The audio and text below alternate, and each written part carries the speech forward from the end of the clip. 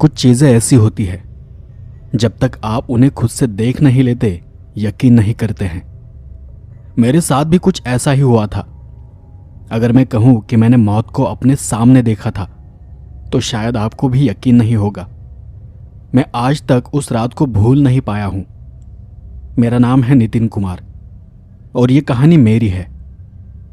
दिग्बोई असम राज्य के तिनसुकिया जिले के उत्तर पूर्वी हिस्से में स्थित एक छोटा सा नगर है। यहाँ के जंगलों, पहाड़ों और नदियों की खूबसूरती ने मुझे काफी प्रभावित किया था। वहीं स्थित किसी जंगल में मेरे साथ एक दिल दहला देने वाला हादसा हुआ था।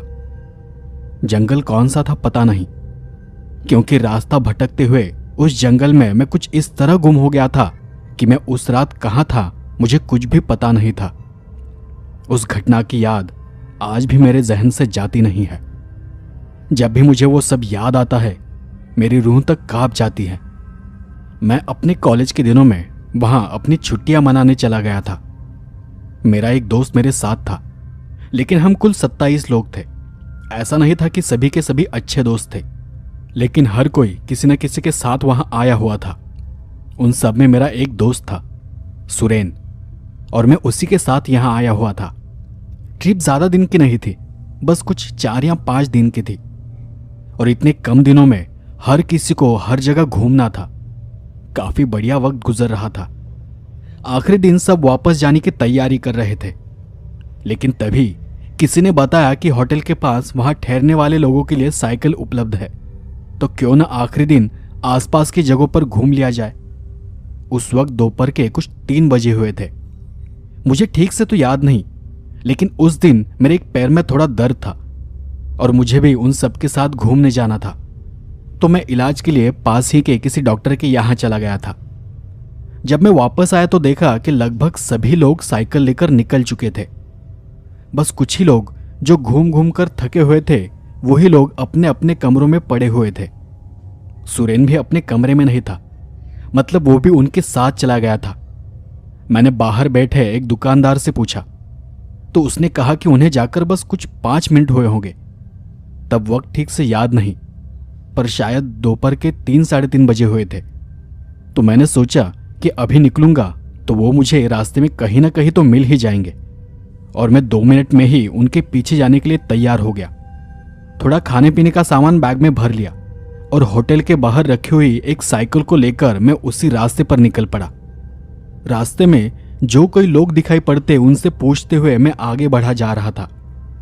साइकिल चलाते हुए मुझे आधा घंटा बीत चुका था, लेकिन अब भी आगे कोई नजर नहीं आ रहा था। कुछ एक थोड़ी सी घनी जगह पर मुझे एक बूढ़ी औरत दिखाई दी, तो मैंने अपनी साइकिल रोककर उनसे पूछा, माँ जी, क्या आपने यहां से कुछ लोगों को साइकिल से जाते हुए देखा? उस बुढ़िया ने धीरे से मेरी तरफ नजर उठाकर देखा और बस इतना कहा, हाँ जी धन्यवाद। और इतना कहकर मैं आगे बढ़ने ही वाला था कि मैंने फिर से रुकते हुए उनसे पूछा, अच्छा कितनी देर हुई होगी उन्हें जाकर? उसने फिर से मुझे गौर से देखते हुए कहा, वक्त हमें समझता नहीं और नहीं हम वक्त को मानते हैं। अगर तुम्हें अपने मुकाम पर जाने की जल्दी है तो छोटा रास्ता पकड़ लो, जल्द पहुंच जाओगे। मैंने सवालिया निशान भरे चेहरे से उनसे पूछा, मतलब? तो उसने हाथ से एक कच्चे रास्ते की ओर इशारा किया। मैंने उस इशारे की दिशा में देखते हुए कहा, अच्छा मतलब शॉर्टकट, अच्छा ठीक है। और मैंने हंसते हुए उन्हें फिर से धन्यवाद दिया। उस बुढ़िया ने मेरे धन्यवाद का स्वीकार किया कि नहीं पता नहीं, पर उसने अपने फटे होठों से मुस्कुराते हुए मुझे फिर उसी रास्ते की तरफ इशारा किया। वो रास्ता तब इतना घना नहीं था, बस थोड़ा कच्चा था। तो मैंने मेन रोड से साइकिल को नीचे उतारा और उस बीच वाले रास्ते से निकल पड़ा। 15 मिनट हो चुके थे, लेकिन अब भी कोई पक्का रास्ता नजर नहीं आ रहा था। पता नहीं था यहां से निकलने में और कितना वक्त लगने वाला था। कुछ देर बाद मुझे एहसास हुआ कि आसपास की झाड़ियां घनी होती जा रही है। मैंने अपने घड़ी में देखा तो 5:05 हुए थे और अब मैं थोड़ा थका हुआ भी था। मैंने वहीं अपनी साइकिल रोककर थोड़ा पानी पी लिया और सोचा कि आगे का रास्ता पता नहीं है और वो लोग मिलेंगे या नहीं वो भी पता नहीं है। अच्छा होगा कि अंधेरा होने से पहले मैं यहां से ही वापस चला जाऊं। और फिर मैंने सोचने में ज्यादा वक्त जाया नहीं किया। मैंने सोचा और उसी वक्त मैंने साइकिल को पीछे मोड़ लिया, पर थोड़ी ही देर में मैं जंगल के अंदर था। शायद मैं रास्ता भटक गया था। मैंने वापस जाने के लिए शायद किसी गलत रास्ते को चुना था। जंगल के अंदर जाते जाते जंगल और घना होता जा रहा था। वो जंगल ही था, क्योंकि वहां जगह जगह पर जंगली जानवरों के खतरे के साइन बोर्ड लगे हुए थे। मैं उन्हें पढ़ते हुए ही आगे बढ़ रहा था। लगा कि शायद कहीं कोई दिशा निर्देश हो, शायद कहीं रास्ते की तरफ जाने वाला साइन बोर्ड लगा होगा, लेकिन वहां वैसा कुछ भी नहीं था। वो जंगल घना और घना होता जा रहा था। घने पेड़ों की वजह से सूरज की बहुत कम रोशनी अंदर आ रही थी। 1.5 घंटे का समय बीत चुका था। अंदर जाने पर रास्ता और भी खराब हो गया था। मैं शारीरिक और दिमागी तौर पर थका हुआ था। मेरा मन अब बेचैन होने लगा था। जैसे जैसे अंधेरा होने लगा था, एक अजीब सा डर मेरे अंदर घर किए जा रहा था। और तभी मैंने देखा कि मेरे सामने 2 रास्ते हैं। मैं कुछ वक्त के लिए अपनी जगह पर ही रुक गया। अपनी बैग से पानी की बोतल निकालकर थोड़ा पानी पी लिया। पता नहीं वो डर था या थकान थी, लेकिन मेरी सांसें बहुत तेजी से चलने लगी थी। मैं उन दोनों रास्तों को गौर से देखने लगा, और तब मुझे एक रास्ते पर कुछ पैरों के निशान दिखाई दे रहे थे। मैंने उसी रास्ते से जाने का फैसला किया। लगा कि जरूर आसपास के गांव के लोग इसी रास्ते से आया जाया करते होंगे, तो शायद इसी रास्ते पर आगे कोई दूसरा रास्ता या फिर कोई लोग जरूर मिल जाएंगे। मैंने उसी रास्ते से चलना शुरू किया। रास्ते की हालत बहुत खराब थी। इसी कारण मैं साइकिल को ज्यादा तेज नहीं चला पा रहा था, और वैसे भी मेरी हालत थोड़ी खराब ही थी। मेरे एक पैर में दर्द बढ़ने लगा था। बस डर की वजह से मैं साइकिल को चलाए जा रहा था, लेकिन उस रास्ते से कोई दूसरी सड़क, कोई दूसरा रास्ता जुड़ा हुआ नहीं था। जाने अनजाने में मैं लगातार उस घने और वीरान जंगल के अंदर बढ़ा जा रहा था। कुछ दूर जाने पर मुझे एक पत्रिका दुकान जैसा कुछ दिखाई दिया, जैसे वो कोई चाय की दुकान लग रही थी, लेकिन वहां भी आसपास कोई नहीं था। मैंने कुछ देर वहां रुकना चाहा। लगा शायद कोई यहां से गुजरता हुआ दिखाई दिया तो रास्ता ढूंढना आसान होगा। और फिर मुझे वहां रुके हुए भी बहुत वक्त हो गया, लेकिन इंसान के वहां होने के कोई आसार नजर नहीं आ रहे थे। लगा अगर यहां दुकान थी तो रास्ता भी आसपास ही होना चाहिए, और मैंने फिर उसी रास्ते से आगे बढ़ने का फैसला किया। दरअसल मैं समझ चुका था कि मैं रास्ता भटक गया हूं, और मुझे वहां अब 2 घंटे से ऊपर हो चुके थे, लेकिन मैं अब तक किसी भी इंसानी ठिकाने तक पहुंच नहीं पाया था। अब रास्ता ढूंढते ढूंढते जंगल अंधेरे में डूब चुका था। जगह जगह धुंध छाई हुई थी।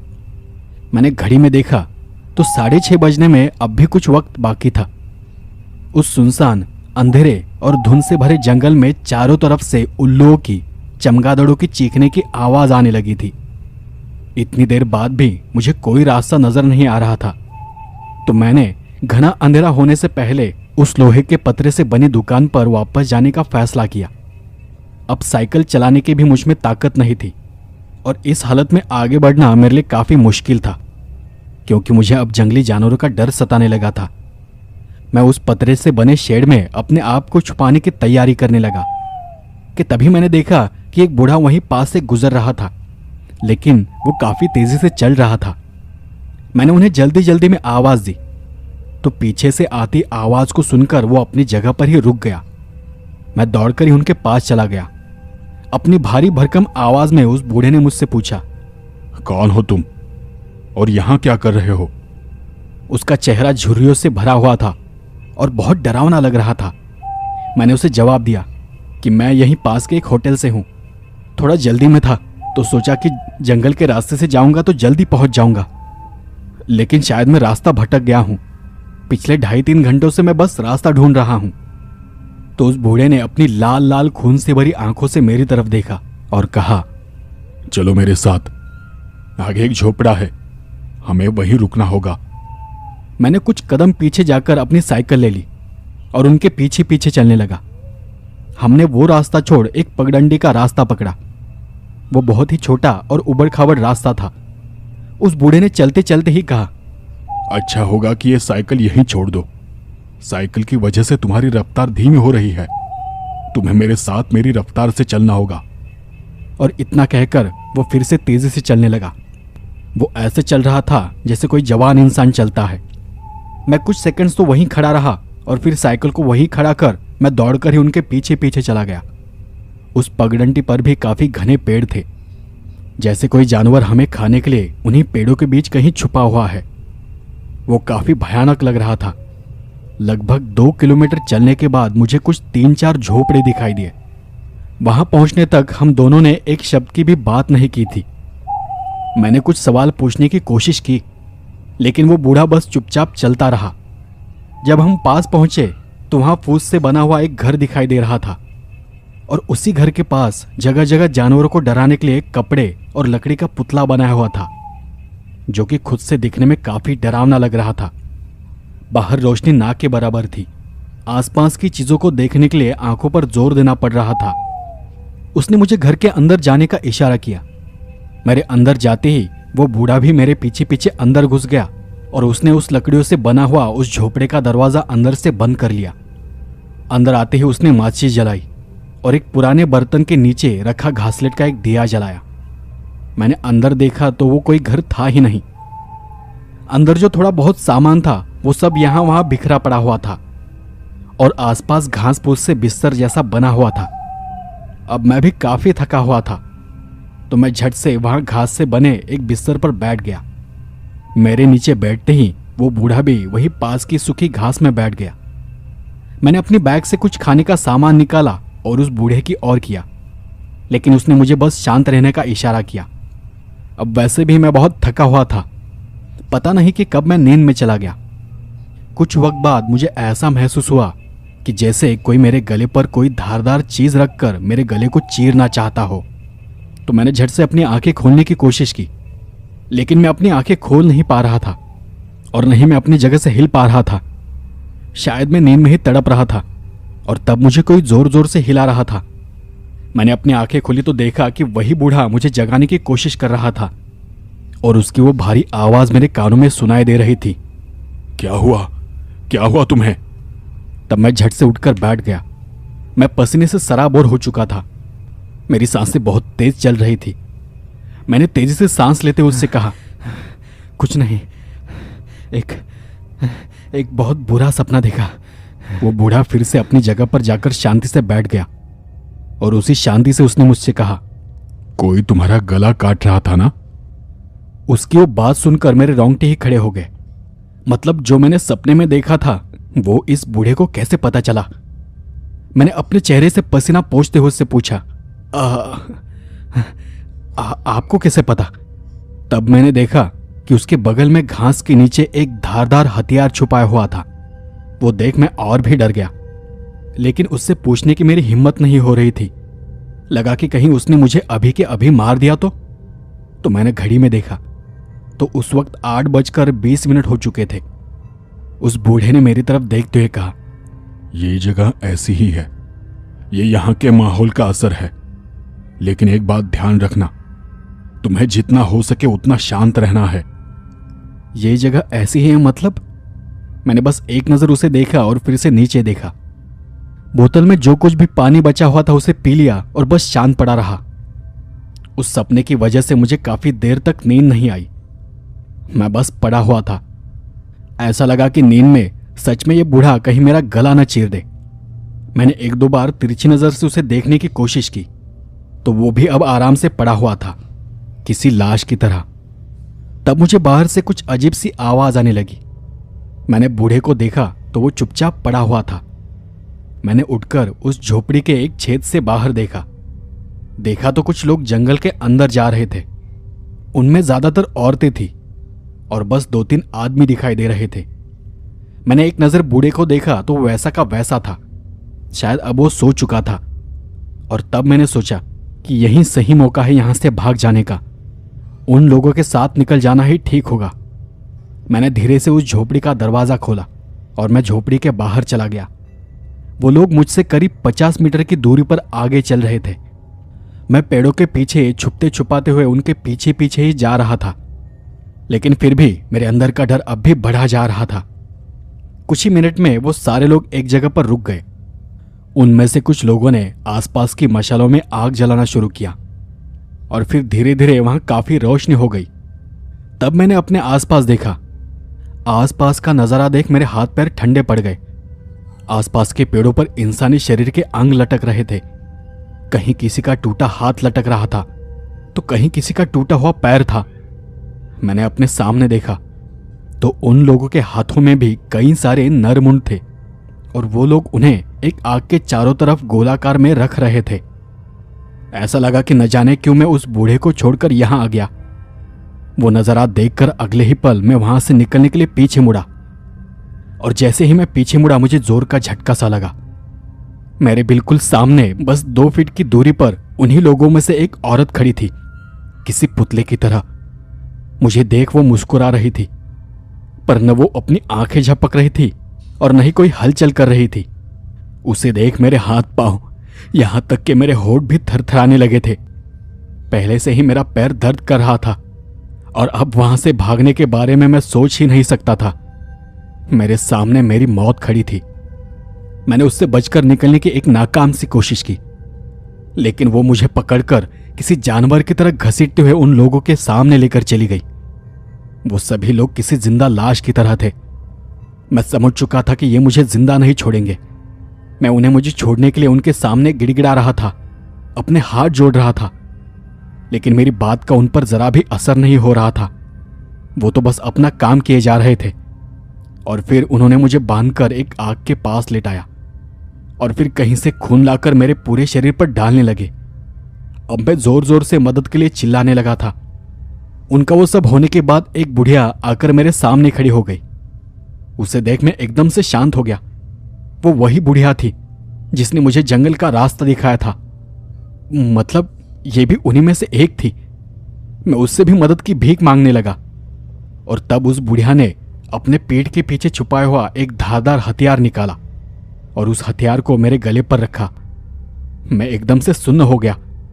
फिर उसने मेरे गले पर वार करने के लिए उस हथियार को हवा में ऊपर उठाया और उसी पल मैं वहीं पड़े पड़े अपने आप को छुड़ाने के लिए झटपटाने लगा। लेकिन पता नहीं कैसे उसी वक्त वो बूढ़े बाबा वहां आ गए और उन सबके बीच से धक्का देते हुए मेरी तरफ आगे बढ़े। उस बुढ़िया को लात मारकर उन्होंने दूर कर दिया और अगले ही पल उन्होंने मेरे पैरों को छुड़ाया और मुझे तेजी से वहां से भागने को कहा।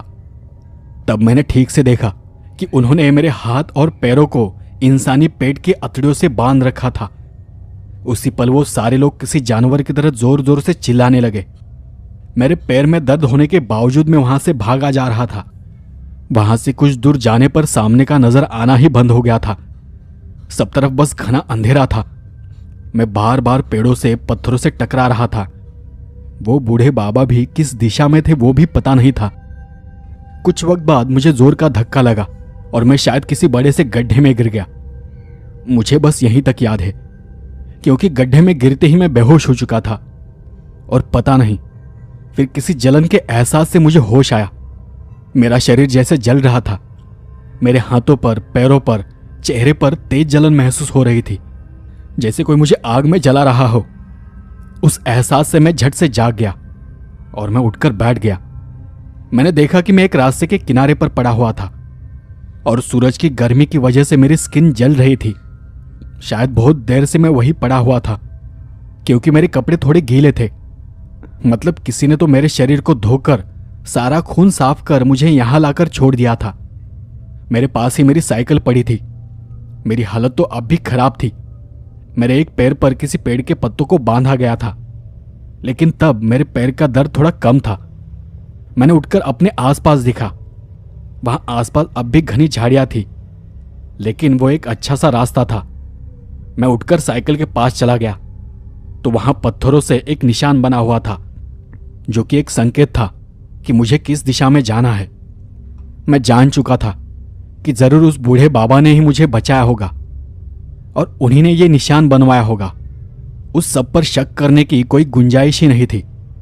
जाहिर है कि जिन्होंने मेरी जान बचाई थी वो मुझे गलत रास्ता नहीं बता सकते थे। मैं अपनी साइकिल लेकर सीधे उस रास्ते से निकल पड़ा। दिमाग में अब भी कई सारी बातें चल रही थी कि रात को जो कुछ मैंने देखा था, जो कुछ मैंने महसूस किया था, वो क्या था। कौन थे वो लोग जिन्होंने मुझे पकड़ा था? वो लोग मुझे क्यों मारना चाहते थे? और कौन थे वो बाबा जिन्होंने मुझे बचाया था? मैं जब होटल वापस गया तो सब लोग काफी परेशान थे। वो सभी मुझे रात भर ढूंढ रहे थे।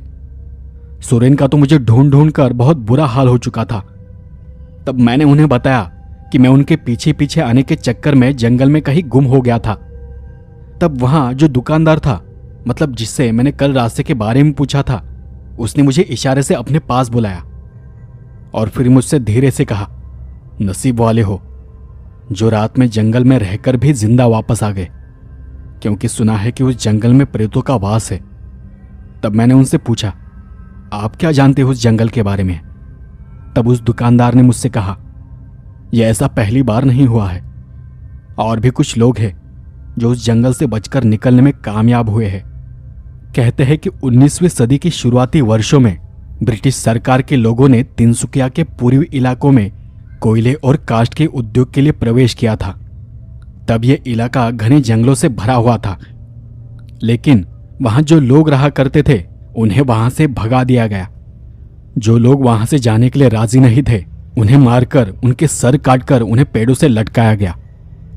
लेकिन कुछ ही महीनों में वहां प्रेत आत्माओं का आतंक शुरू हुआ।